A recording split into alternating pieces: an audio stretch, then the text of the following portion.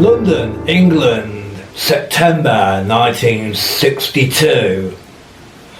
A state of high-profile robberies had begun, which would later spread across Europe and frustrate investigating police forces. It was early September on a Monday morning, as an art gallery owner in central London returned to work after the weekend.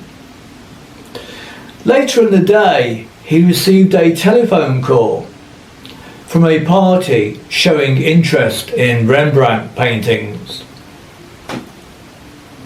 It was then that he discovered that they and other valuable artwork was missing.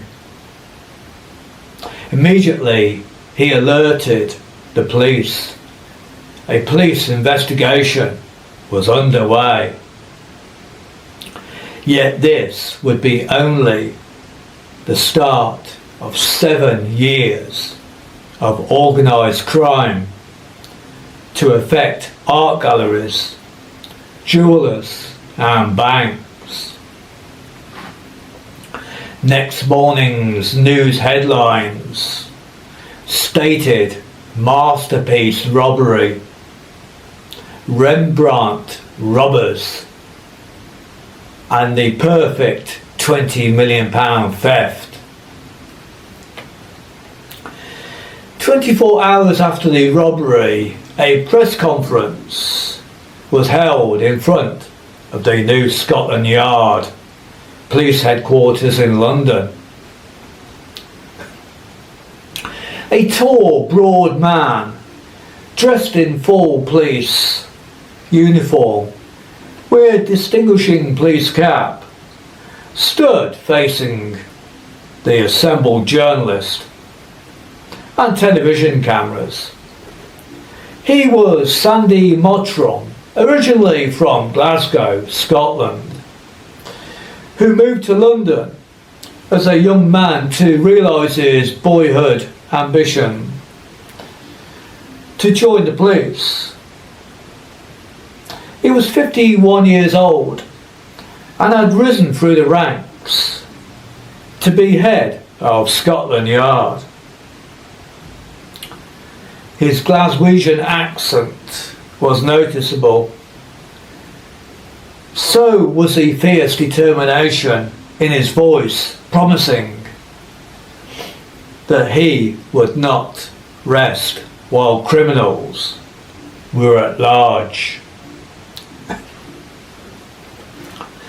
In the next 3 months, many criminals identified by police records were arrested,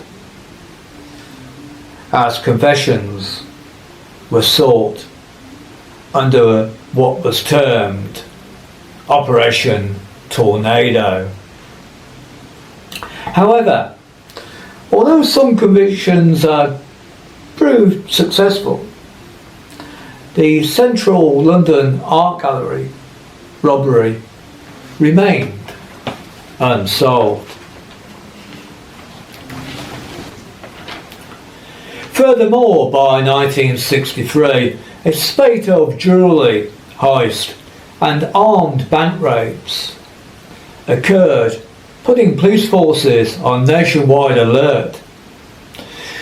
Sat in his new Scotland Yard office, Police Chief Sandy Mottram arranged meetings with other top-ranking police officers across the land to discuss anti-criminal measures. A culture of fear was developing not only at high street banks and jewellers, but also there existed a reluctance for members of the public to provide assistance in police inquiries. 1964 surpassed the previous 2 years, and daring daylight armed robberies gained momentum in England, namely the capital. Similar crimes were also evident in major European cities, as Interpol liaised with foreign police forces to combat this growing menace in society. December 1964, Mottram was in need of inspiration and a change in tactics. He felt unsure whether the violent crimes were being committed by the same gang, or if it was several gangs, or even if they may be copycat crimes. He decided that there needed to be better relations with the public and that trust in the police had to be gained.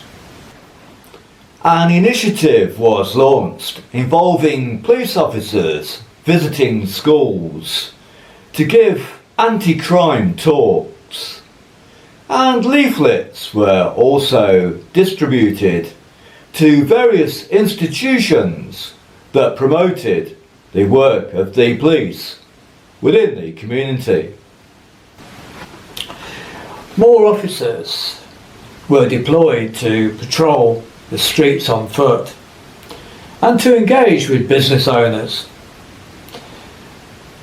A recruitment drive encouraged young people to join the police through various advertising campaigns. MPs in Westminster debated how to tackle serious crime and allocated millions of pounds in investment in the war against serious crime. So a lot of money and a lot of effort would be used in a massive drive that surely meant a safer society. It meant the opposite. By December 1967, 3 years after Sandy Mottram's plan, jewellers, bank staff and art gallery owners were living in increasing fear of being targeted by thieves, prompting many to close their jewellery stores. Thieves had also grown sophisticated in their methods, studying the layout of buildings and gaining valuable inside information to help avoid detection from police or security officers. As he sat alone in his office, Sandy Mottram clenched his hand in an act of desperation, bringing it down hard onto his desk. His face displayed a look of resignation and despair. His character made him intolerable for anyone unfortunate to be in his company. He was like a bear with an empty jar of honey. Even his dog avoided him. He was given an ultimatum by his concerned wife that either they took a much needed holiday or she would consider moving and taking the dog with her. Realising the gravity of the situation and that he was in need of a rest, he agreed. After a refreshing 2-week holiday abroad, they flew back into England. Then, as they walked through the airport, his eyes were attracted to something that startled him. There, for all to see, was a glaring newspaper headline: Police Chief sunning himself while London falls. The following day, he returned to work to be briefed by his fellow officers, telling him how trains and vans carrying large amounts of cash and gold bullion were now being subjected to more audacious robberies by criminals wearing masks each time. By the summer of 1968, and with no end to the crime epidemic, Mottram assigned a specialist team of officers that would finally return law and order to the nation's streets. 50 officers were deployed to work undercover, while 20 more would be located in specific locations in full uniform. The aim was to gain both public confidence plus vital information regarding serious criminal activity. Of those selected for undercover duties were Polly Brock and Brenda McCain. Because of the lack of women police officers at that time, it was a general consensus that criminals would perhaps not be expecting undercover police to be female. Constables Richard Mullally, Brian Stepson, Angus Barclay and Peter Gosling were amongst the ones chosen to patrol the streets, mainly on foot. Mullally, Stepson and Barclay had all clocked 20 years service in the job, whereas Peter Gosling was a 21-year-old who harboured great ambitions to one day be a police chief. His colleagues, having witnessed his impressive ability for one so young, mockingly called him Perfect Pete. It was British summertime, the first week of flaming June 1968, so the hot weather wasn't compatible for walking the streets in heavy boots, full uniform and helmet. Constable Mullally was only too aware of this fact as he slowly patrolled the streets of London, whereupon he noticed shrubberies designating the boundary of a park. He was in need of refreshment, and as if by divine intervention, an ice cream van was parked in the park. As he strolled towards it for a much needed ice cream, little did he realise he was being watched. Mullally found the park a welcome change of scenery to the rows of houses that occupied his mind. So he decided he'd include it in his daily patrol. Each time, however, his presence attracted interest. But by whom? Somebody would become known to him and eventually to the world at large. Rewards of £5,000 had been offered in return for information that led to criminal convictions.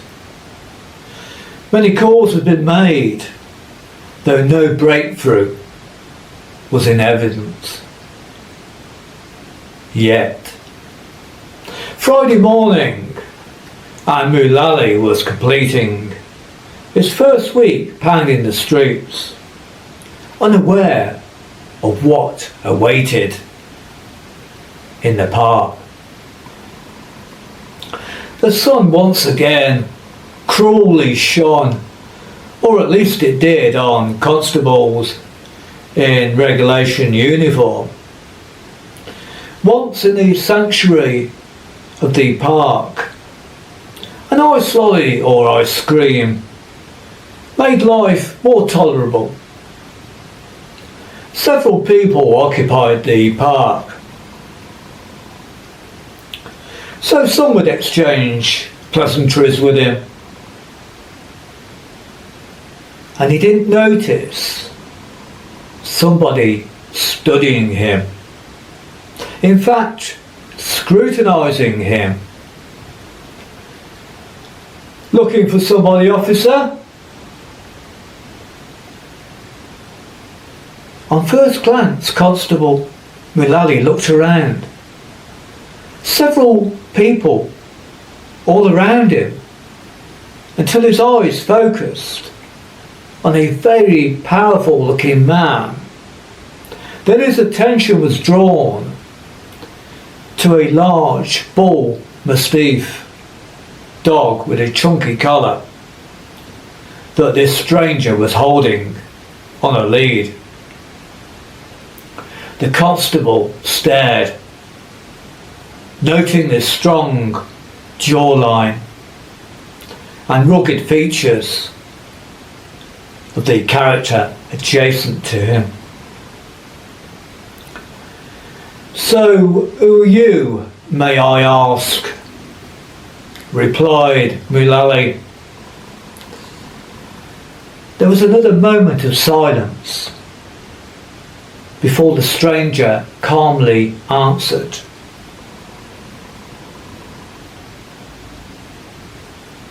"Just somebody showing an interest," and immediately walked away. His dog seemingly in step with him. The officer stood rooted to the spot, feeling slightly bemused, whilst also mindful of the encounter. Glancing over his shoulder at the large individual. As the end of Flaming June approached, Constable Mullally continued patrolling his patch, and each time he entered the park, so would the large individual with the dog. Exchanges between the two had been brief. It seemed like mind games were being carefully executed. One particular morning, as a stranger and his dog walked towards him, Mullally felt an urgency to know exactly who he was. With a civil "good morning," he walked towards the dog. "Is he friendly?" The dog growled. "There's your answer, officer." Feeling slightly awkward, Mullally asked the man's name. "You can call me Tank," came the reply. "Tank what?" "Thank you and goodbye," briskly walking away. Police Chief Mottram held a daily morning brief with his officers, where tactics were discussed, along with any possible leads. Constable Mullally rather self-consciously mentioned the man and his dog in the park. Mottram was quick to dismiss any suspicions, citing the fact that too many lines of inquiry had proven wasteful. Everybody seemed to share Mottram's sentiments, although one officer sat quietly with other ideas. That was young Constable Peter Gosling. It had now been 2 months of car and foot patrols, and many were tired of the same surroundings. Ever the opportunist, Gosling raised this point at the next day's meeting. He then directly asked if he could swap his area for Mullalis. Gosling was self-driven, and although he contributed to team ideals, secretly he viewed his colleagues as merely there to help him rise to top-ranking status. Yes, he'd got Mullalis' patch, and he really wanted to yell in exuberance. Gosling was literally treading in Mullalis' footsteps as he purposely entered the park. Once again, the character with the dog appeared. This was Gosling's moment. He would now show the world that the police force needed intelligent, handsome, ambitious, successful officers like him. Yes, that was the opinion of none other than Gosling himself. Used to breed mastiffs, Gosling announced spontaneously. The guy looked, and after a pause uttered, "Really? You work out?" "Not that I know of," came the unflinching reply. "So, do you live and work locally? Do you want to know my tax and national insurance details as well?" This was the Iceman, thought the young police officer. This was proving harder than he imagined. A full 3 weeks had passed, and the young Sherlock Holmes upstart was not able to get this character to open up. Meanwhile, the headlines making the news continued as an ever-growing number of robberies and thefts plagued many businesses. Now was the time for Gosling to use different tactics. Such was his determination to identify the unknown man in the park that he decided to subtly ask random people if they knew him. However, that would ultimately expose Scotland Yard, putting them in the public spotlight. Another morning brief, but this was no ordinary brief. When Police Chief Mottram spoke, it seemed advisable to listen. It was definitely advisable not to interrupt him. So which excitable, self-driven officer chose to interrupt him? Yes, Peter Gosling. "What do you want, laddie?" "See me after," he bellowed. After the meeting finished, the police chief looked at Gosling. "Don't you dare interrupt me again. Now why are you so excited, laddie?" The young constable explained he'd received a tip-off that a shady character from the park was a suspect named Spike Willow, and he apparently owned the La Paz Club. As usual, Mottram frowned. It wasn't until phone calls with similar claims that he felt compelled to act on the information. Later, that evening, 10 police vans and 10 police cars arrived at the La Paz Club. Word was that illegal activity and erotic dancers would be found there. Gosling wasn't endearing himself to his colleagues, as he reminded them that he should get all the credit, and then remind them again.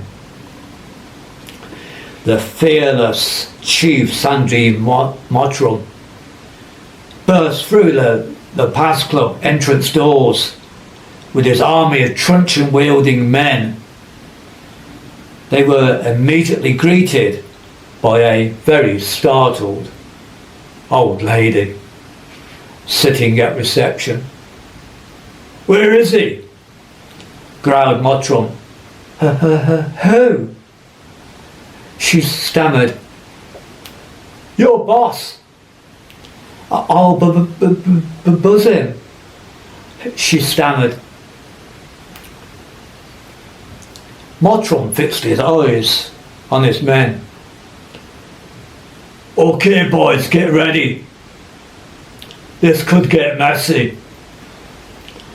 Then a smartly dressed man walked towards them. He certainly wasn't large, and he certainly wasn't young.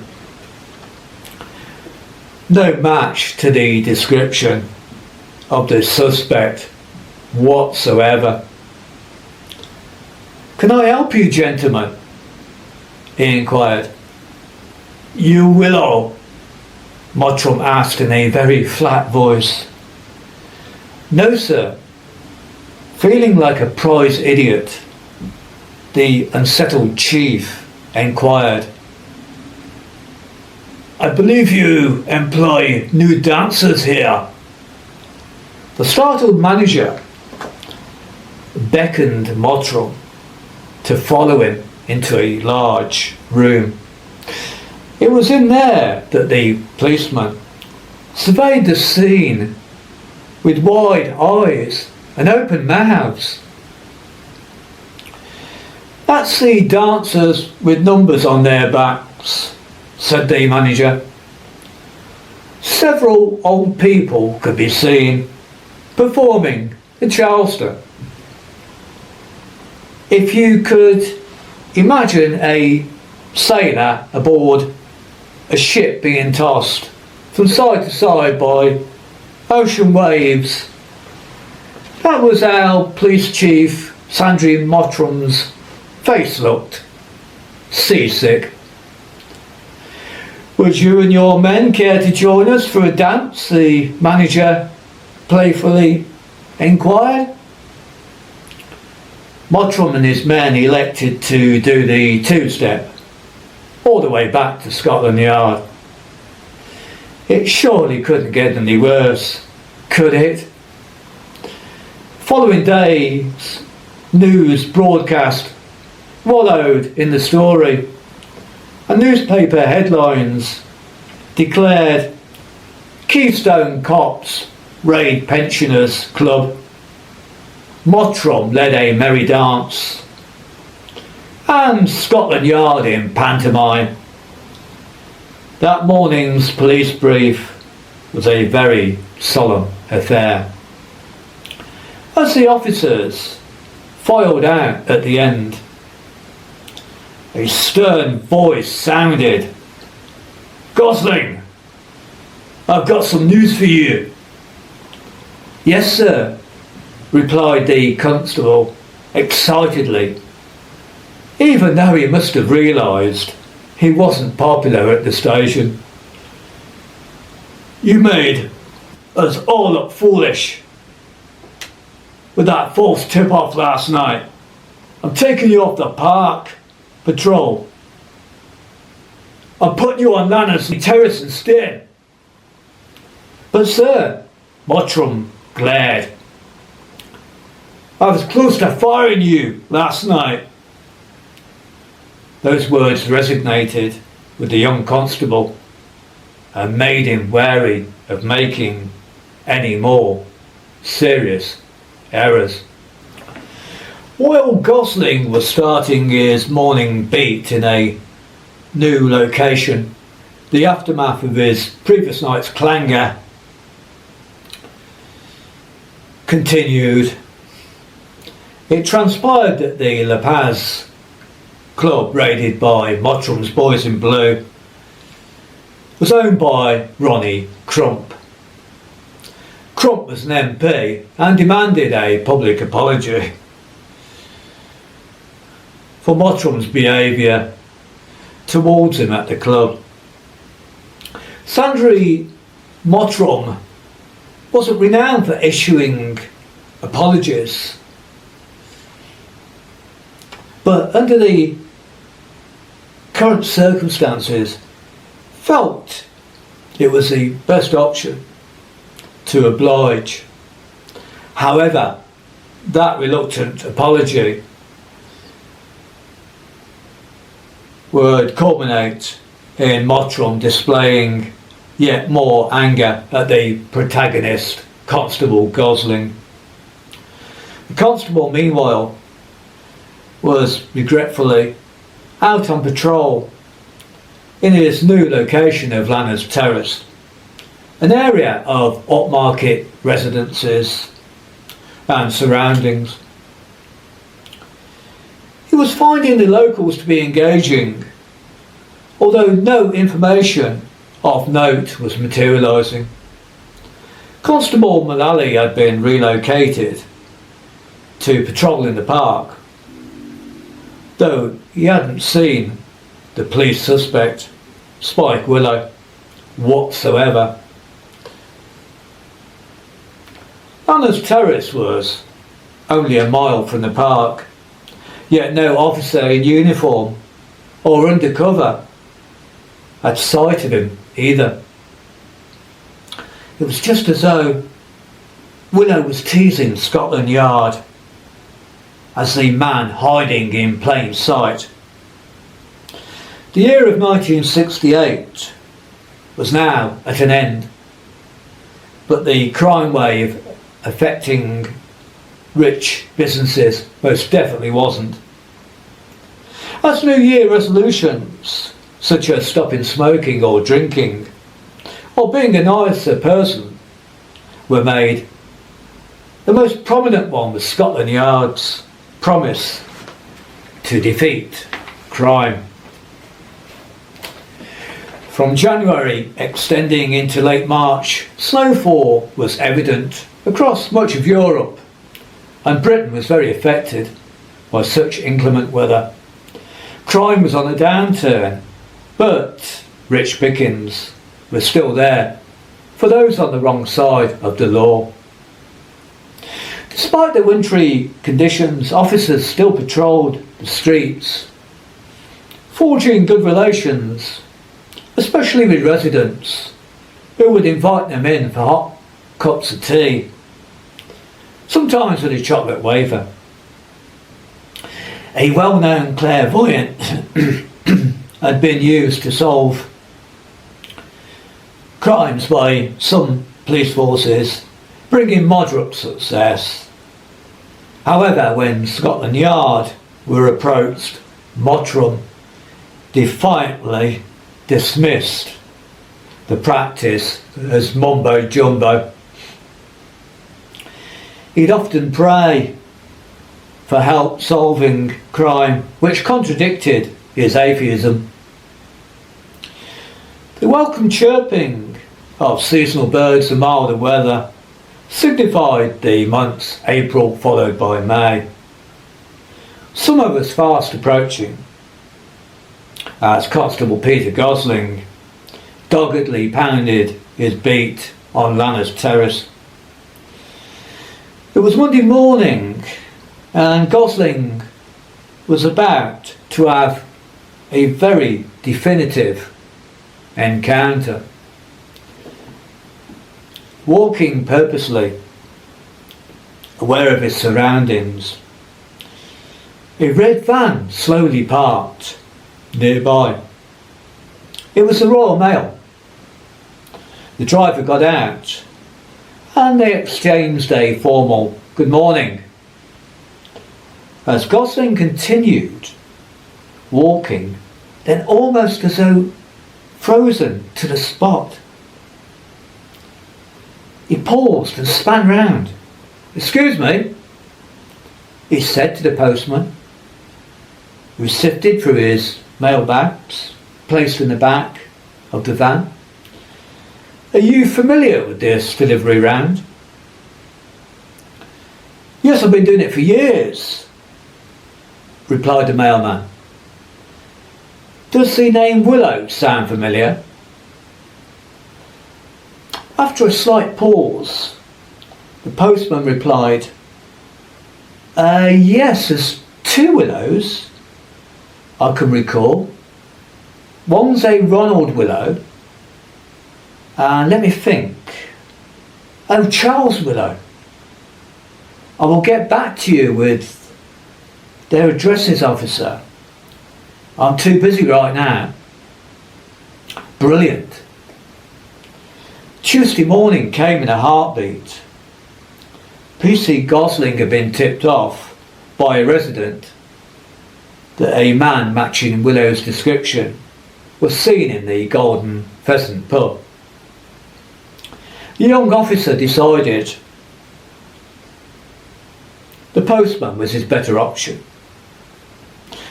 As he paced up and down, waiting for the Royal Mail van, frustration grew. Then, bingo! He appeared. "I have found 2 addresses, Ronald Willow, 42 Robin Way, and Charles Peter Eldrick Willow, 159 Robin Way. And that place is like a fortress." How interesting, the constable thought. "It's got a sign, 'Beware of the dog,' on a side gate. This is our man," thought Gosling. Now, how would he convince Mottram after giving him a false tip-off for the La Paz Club raid? Simple. He knew a large circle of people, and as his word alone would be risky, 25 anonymous phone calls to Scotland Yard should work. It did.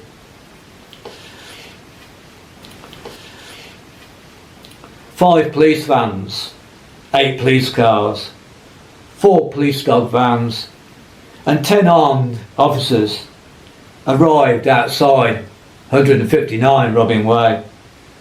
Nearly every police officer expected an Aladdin's cave of stolen possessions. PC Gosling was harbouring some doubts, although not nearly as many as Police Chief Mottram.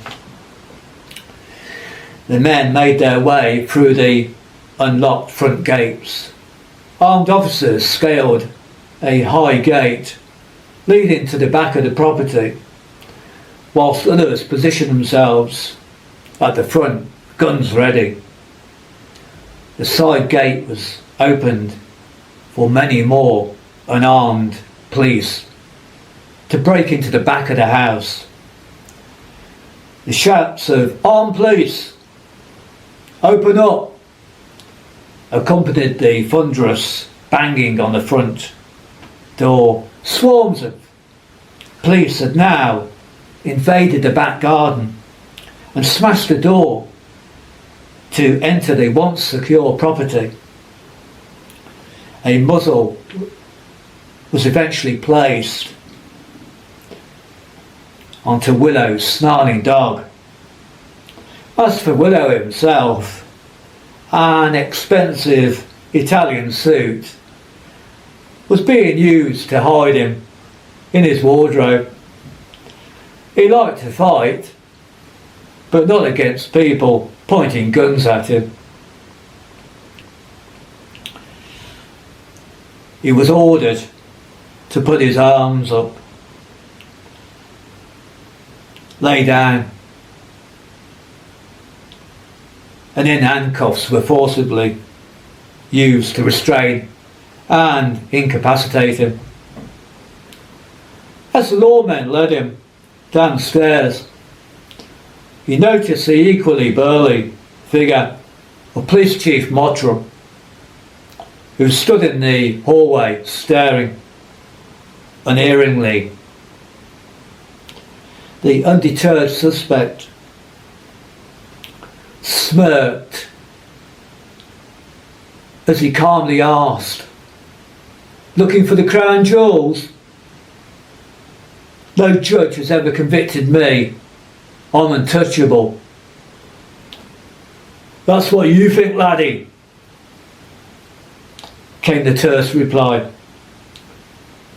Willow was then ushered into a police car, still grinning, unaffected. For several minutes, police officers ransacked the house, expecting to find evidence that could be used for a conviction. Finding nothing, they approached Sandy Mottram, who was standing by the arrest vehicle in which Willow sat. Once again, fate had conspired against the police chief. As he ruefully looked around, he caught Willow's smug grin, adding to the despair he felt. Morale was low as the chief trundled back into the house, so near yet so far. An officer was in the process of taking away Willow's muzzled dog on a leash when a voice said, "Just a minute." It was Constable Peter Gosling, who was mysteriously removing the dog's thick, studded collar. Next, as he sat on the sofa, he delved into his trouser pocket and pulled out a sharp penknife. Grasping the confiscated dog collar, he tenaciously sliced firstly the metal studs, then the leather underside, before stopping to enter the kitchen to grab rubber gloves and several plastic bags, passing the rather bemused, speechless Chief Mottram, who was ready to vent his anger. The chief walked furiously into the room, went to admonish Constable Gosling, now back on the sofa. His mouth opened, though silence gripped him, and his eyes visibly protruded. He stood watching in amazement as Gosling emptied contents that had been concealed in the dog collar and carefully placed them into the plastic bags. Priceless jewels, pure gold necklaces, and melted down gold artifacts were the exhibits that were crucial police evidence. They shone brightly in the plastic bags, but not as brightly as Gosling's and Mottram's faces. "We've got him, sir," said the gleeful constable. Pure elation now prevented the chief from speaking, before he graciously replied, "You're too good to be just a constable, laddie." So August the 31st, 1969 would go down in history as a momentous date. Scotland Yard finally triumphed in a very long battle with serious crime. what had been termed Operation Tornado felt more like Operation Roller Coaster. Many files were sent to the Crown Prosecution Service. More evidence was prepared. A carefully selected jury would be chosen, and this time only a reputable judge would sit to ensure justice, unlike previous such trials. The newspapers and other media outlets now celebrated Scotland Yard, as did the general public.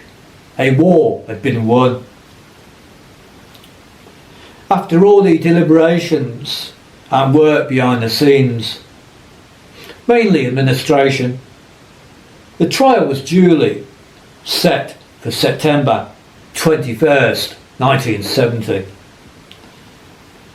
Peter Gosling knew he wouldn't be a constable for much longer, as promotion beckoned. Jury members and trial witnesses had spent time in the months leading up to the Crown Court hearing under police protection. Boxes containing a mass of files had been securely stored. Newspapers and television news reporters highlighted the event. Mottram and a selection of senior police officers made their way to the Crown Court as the trial began. The judge listened intently to the evidence from the appointed witnesses. The court gallery was packed, including prominent members of the criminal fraternity, it appeared. Willow's defence team were both highly skilled and highly paid. 3 long weeks of criminal evidence surfaced. Finally, on October the 12th, 1970, the jury returned a unanimous verdict of guilty, met by jeers from a small section of the gallery. The judge began the sentencing.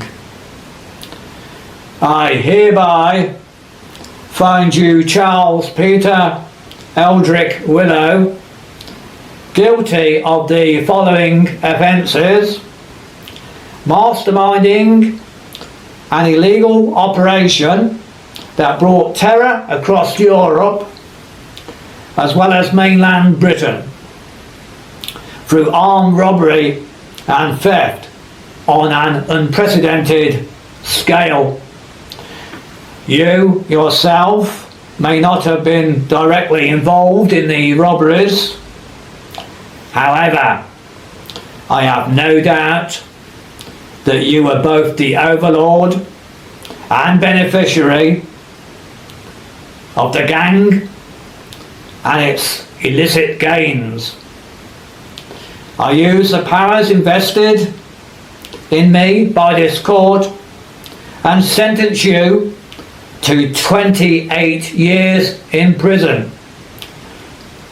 You will not be considered for parole during this period. Take him down. Willow looked around, then smirked at the judge. Later that day, Scotland Yard held a press conference in which Police Chief Sandy Mottram announced his imminent retirement. As he walked towards the Scotland Yard entrance, additional press questions became muffled sounds behind him. Like the past, That's where they'd stay.